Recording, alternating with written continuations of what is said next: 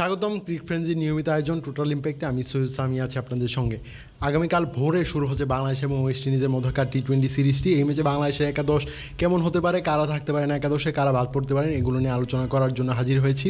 আমার সঙ্গে আছেন মোহাম্মদ সাদমান। সাদমান, স্বাগতম। ধন্যবাদ। কালকে ম্যাচটা এর আগে কিন্তু বিসিবি একটা চমকই দিয়েছে, নাহিদ রানাকে দলে ঢুকিয়েছে। আমরা জানি যে প্রধান কোচ সিমন্স আসলে বলেছিলেন যে নাহিদ রানাকে তিনি টি-20তে পরীক্ষা করে দেখতে চান, এটা একটা সুযোগ তৈরি হয়ে গেল। হ্যাঁ, কারণ প্রথমে কিন্তু ছিল না তিনি তাকে কিন্তু যখন অ্যানাউন্সমেন্ট করা হয় স্কোয়াডটা, তখন কিন্তু নাহিদ রানা ছিল না। হয়তো পরে আবার কথা বলাতেই একটা ম্যাচ অন্তত নাহিদ রানাকে খেলাতে চান। টি-20 সেট আপে তিনি এখনও ডেবিউ করেনি, সো সেক্ষেত্রে যেহেতু তিনি টেস্ট এবং ওডিআইতে খেলছেন, একটা ম্যাচ তাকে খেলে দেখানোই যায় ওয়েস্ট ইন্ডিজের মাটিতে।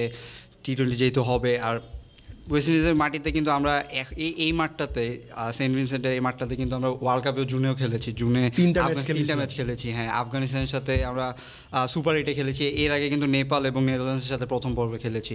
সো মাঠটা কিন্তু মোটামুটি পরিচিত এবং একটু স্লো মাঠ, কিন্তু আজকে লিটন দাস প্রেসে এসেছিলেন, তিনি বলেছেন যে রান হবে, তিনি মনে করছেন যে এইবার পিছে রান হবে।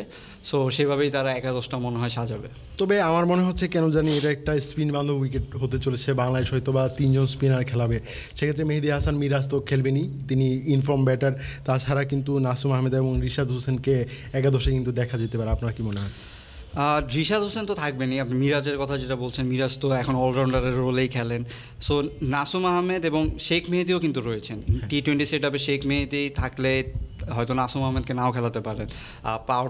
পাওয়ার প্লেতে তিনি যেহেতু বোলিং করে থাকেন, আর রিসেন্টলি কিন্তু তিনি রংপুর রাইডার্সের হয়ে খেলেছেন। সো তার কিন্তু ওয়েস্ট ইন্ডিজের এই এনভায়রনমেন্টটা পরিচিত। সো সেক্ষেত্রে আমার মনে হয় নাসুম আহমেদকে ড্রপ করে তারা শেখ মেহেদিকেও দলে আনতে পারে, যেহেতু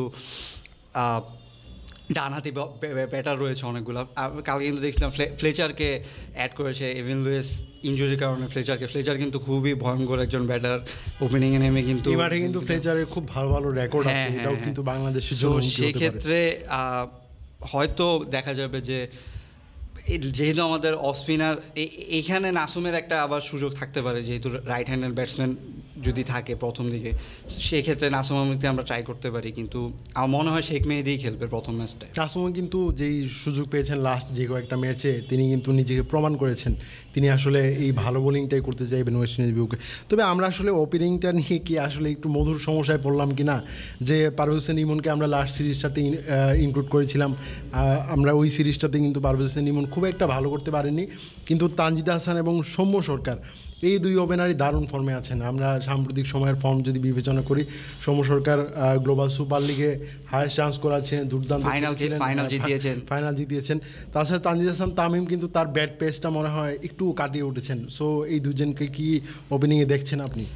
ওপেনিংয়ে তো যেই দুজনই আসুক, দেখা যাচ্ছে যে পার্টনারশিপ হচ্ছে না, মানে আমরা একজনকে না একজনকে হারাচ্ছি। সৌম্যকে যেদিন হারাচ্ছি সেদিন হয়তো তামিম ভালো খেলছেন, আবার তামিমকে যেদিন হারাচ্ছি সেদিন সৌম্য ভালো খেলছেন। এই কম্বিনেশনটা আসলে আমরা এখনও খুঁজে পাচ্ছি না যে একটা ভালো একটা। তবে দুজন ফর্মে আছেন, এটা একটু আমাদের জন্য একটু স্বস্তি। হ্যাঁ, একটু ভালো, কিন্তু সৌম্য সরকার কিন্তু ওডিআইতে আবার খারাপ খেলেছেন। সো সেক্ষেত্রে মানে আমরা আশা করব যে টি-20 ফর্মেটে তিনি যেভাবে রংপুরের হয়ে খেলেছেন সেভাবেই বাংলাদেশের হয়ে খেলবেন। কিন্তু এখানে মানে অন্তত মনে করেন পাওয়ার প্লেটাতে যদি তারা একটা পার্টনারশিপ করতে পারেন, তাহলেও কিন্তু মানে দাঁড়িয়ে যায় যে ওপেনিং পেয়ারটা একটা ভালো একটা পর্যায়ে যায়। সেটা নিয়ে আসলে আমরা ভুগছি। আমরা এখন ইমনকে খেলাই, তামিমকে খেলাই, সৌম্যকে খেলাই। সৌম্য তো মোটামুটি আছেই, এখন আপনি তামিমকে খেলাও বা ইমনকে খেলান, দেখা যাবে যে হয়তো লাস্ট কয়েকদিন আমরা দেখছি যে দাঁড়াতে পারছে না। আমার কথা হচ্ছে যেই খেলুক তাতে পার্টনারশিপটা যাতে হয়, অন্তত পাওয়ার প্লে পর্যন্ত যাতে টিকে থাকতে পারে সেভাবে খেলতে হবে। কারণ আপনার লিটন দাসও রয়েছে, লিটন দাস কিন্তু আউট অফ ফর্ম, পুরো আউট অফ টাচ। তিনি ঠিক মতো করতে পারবেন কিনা এটা আসলে আরও একটা গুরু দায়িত্ব, তার ক্যাপ্টেন্সি তার ঘাড়ে দেওয়া হয়েছে। এখন তিনি আসলে এই চাপ নিয়ে ব্যাটিংটা আবার কীরকম করেন সেটা এখন দেখার বিষয়। টপ অর্ডারে কিন্তু মোটামুটি এরকমই। আমরা কিন্তু তৌহিদ হৃদয়কে পাচ্ছি না, মেহেদী হাসান মিরাজ এবং আফিফ হোসেন ধ্রুব, তারা কিন্তু লিটনের পরপরই ব্যাটিং করতে আসবেন। তাদের ভূমিকাটাও কিন্তু খুবই গুরুত্বপূর্ণ। বাংলাদেশে যেহেতু মিডল অর্ডারটাতে সিনিয়র অনেক ক্রিকেটার কিন্তু নেই, তাছাড়া তৌহিদ হৃদয়কে আমরা মিস করবো, নাজমুল হোসেন শান্তকে মিস করব। তাদের অপূরণীয় ক্ষতিটা আসলে তাদেরকে পুষিয়ে দিতে হ্যাঁ হবে। মিরাজ কিন্তু ওডিআইতে একটু উপরে এসে খেলেছেন, এইখানে যেহেতু জাকের আলী এবং শামীম হোসেন পাটোয়ারিকে নেওয়া হয়েছে, সো লোয়ার অর্ডারে কিন্তু ব্যাটার রয়েছে। So, তবে শামীম সেক্ষেত্রে- পাটোয়ারির মানে খেলাটা কি প্রায় নিশ্চিত মনে হচ্ছে, নাকি এখানে মানে অন্য কোনো পরিবর্তন আসতে না পারে? এখানে হয়তো তাকে ড্রপ করতেও পারে, কিন্তু যেহেতু জাকের আলী রয়েছেন, জাকের আলীও কিন্তু এখন এই অর্ডারে এসে হিট করতে পারেন। রিশাদ হোসেন রয়েছেন, রিশাদ হোসেনও কিন্তু টি-20 আমরা দেখি যে বিগ হিট করতে পারেন। সো এখন আসলে যেহেতু উড়িয়ে নেওয়া হয়েছে অনেক দিন পরে তিনি ব্যাক করেছেন, হয়তো ফার্স্ট ম্যাচটা নাও খেলাতে পারে, কিন্তু আমরা আসলে একাদশটার একটা টাচ যেটা স্লো উইকেট, সেখানে আপনি বলার হিসেবে যদি নেন তখন কিন্তু আপনার রিশাদ হোসেনকেই হয়তো কাজে দেবে, যেহেতু শামীম হোসেন পাটোয়ারি শুধু ব্যাটিংয়ে, তিনি কিন্তু বলিং করেন না। সো সেখানে রিশাদ হোসেন জাকের আলীকে আমরা হয়তো নিচের দিকে, আবার শেখ মেহেদিও রয়েছে। না, শেখ তবে আমার মেহেদিকে মনে যদি হয়- আমরা নিই তাহলে আপনি কিন্তু নিচের দিকে 3টা ব্যাটার পাচ্ছেন। না, তবে আমার কাছে মনে হয় যে নাসুম আহমেদ কিন্তু লাস্ট যে সিরিজটাতে সুযোগ পেয়েছিলেন তিনি কিন্তু ব্যাট হাতেও কিন্তু ভালো করেছিলেন, আমি যদি ভুল না বলে থাকি। তো নাসুম আহমেদ এবং রিশাদ হোসেনের ব্যাটিংটাও কিন্তু বাংলাদেশের জন্য খুবই কার্যকর হতে পারে, যদি মানে বাংলাদেশের যদি একটা ব্যাটিং বিপর্যয় হয় তাহলে হ্যাঁ। তাদের ব্যাটিংটা হয়তো বা কাজে দিবে। আপনার ধরে নিতে হবে যে ব্যাটিং যে হয়, আমরা পাচ্ছি না, আমরা কিন্তু অনেকদিন ধরেই কলাপস করছি। কিন্তু আপনি সৌম্যকে যদি দেখেন, জিএসএল ফাইনালে যেভাবে খেলেছে এক প্রান্ত থেকে দুর্দান্তভাবে, সেভাবে যদি তিনি খেলতে পারেন তাহলেও একটা ভালো স্কোর করতে পারি, কিন্তু তাকে আসলে সাপোর্ট দেওয়ার মতো লাগবে, লিটন অধিনায়ক হিসেবে লাগবে। আমাদের নামগুলা কিন্তু বড় বড় নামগুলা, কিন্তু ভারী ভারী নাম। আপনি আফিফকে তারা কিন্তু অনেক অনেক- দিন ধরে খেলছে সেটাবে, কিন্তু আফিফ কিন্তু হারিয়ে গিয়েছিল, আবার তিনি ব্যাক করেছেন, সুযোগ পেয়েছেন আসলে তৌহিদ হৃদয় ইনজুরিতে পড়াতে, নাহলে কিন্তু তিনি আসলে জাতীয় দলে অনেক বাইরেই ছিলেন। ইভেন শান্ত না থাকাতেও কিন্তু আপনি ইমন বা তানজিদ দুইজনকে নিয়ে খেলছেন, যেহেতু হয়তো যদি ফার্স্ট তারা যদি 3জনকে যদি নেয় তাহলে কিন্তু 3 নম্বরে একজনকে খেলাতে পারবে। সো সেই ক্ষেত্রে এদের জন্য খুব বড় একটা সুযোগ, যে যেহেতু তারা সুযোগ পেয়েছেন দলের জন্য পারফর্ম করা। আফিফের ক্ষেত্রে আমি বলতে পারি যে ওডিআই সিরিজটা কিন্তু তিনি ভালোই খেলেছেন, আমরা সৌম্যকে যেটা চেয়েছিলাম তার চেয়ে বেটার আফিফ খেলেছেন, চেষ্টা করেছেন, অত বেটার না খেললেও চেষ্টা করেছেন, মনে হচ্ছিল যে না কিছু শট পাচ্ছেন, কিছু রান পাচ্ছেন। সো এই শট, এই রানটা যদি টি-20তে পায় তাহলেও কিন্তু ভালো হবে, কারণ ওডিআইতে আপনাকে যেই রানটা মানে কম হচ্ছে সেটা কিন্তু টি-টোয়েন্টির জন্য অনেক ইম্প্যাক্টফুল হতে পারে। তবে আমাদের পেস বোলিং আক্রমণে কিন্তু 2জন পেসারকে আমাদের কিন্তু খেলাতেই হবে এই ম্যাচটাতে। স্পিনাররা কিন্তু আপনার সব ওভার বোলিং করে দেবেন না হ্যাঁ, এরকম, অবশ্যই। সেই ক্ষেত্রে আসলে তাসকিন আহমেদ এবং হাসান মাহমুদের খেলাটা প্রায় নিশ্চিত। সেক্ষেত্রে হয়তো না, আমার মনে হয় তানজিম সাকিবের নামটা আপনার আগে নিতে হবে। তানজিম সাকিব, হাসান মাহমুদ, তাসকিন আহমেদ, এই 3জন। এখন তো নাহিদ রানা হয়তো একটা ম্যাচ খেলবেন তিনি মিনিমাম। এখানে কিন্তু রিপন মন্ডল রিপন মন্ডলকে তারা প্রথমে অপেক্ষায় আছে। অভিষেক, দুইজনের অভিষেকের অপেক্ষা রয়েছে। সো ফার্স্ট ম্যাচে আসলে তারা কি অভিষেক করাবে নাকি যারা রয়েছে তাদেরকে দিয়ে দেখবে না, সেটা আমার মনে হয় ফার্স্ট ম্যাচটাতে অভিজ্ঞ যারা আছে তাদেরকে হয়তো বা সুযোগ দিবে। সেক্ষেত্রে তানজিম সাকিব, হাসান মাহমুদ, তাসকিন আহমেদ, তাদের মধ্যে থেকে আসলে যে কোনো 2জন হয়তো একাদশের সুযোগ পাবেন। তানজিম সাকিব কিন্তু খুবই দুর্দান্ত ফর্মে রয়েছেন। আপনি দেখেছেন যে জিএসএল গায়ানার ওয়ারিয়ার্সের হয়ে তিনি খেলেছেন, সেখানে কিন্তু খুব ভালো পারফর্ম করেছেন। সাকিবের আসলে অ্যাগ্রেশনটা খুবই ভালো। এই টি-20তে আপনি মিডলের ওভারের দিকে বা পাওয়ার প্লের মাঝে 2টা ওভার, পরে মাঝখানে 2টা ওভার যদি করান তাকে, তার অ্যাগ্রেশনটা কিন্তু খুবই ভালো এবং তার লাইন লেন্থ খুবই ভালো।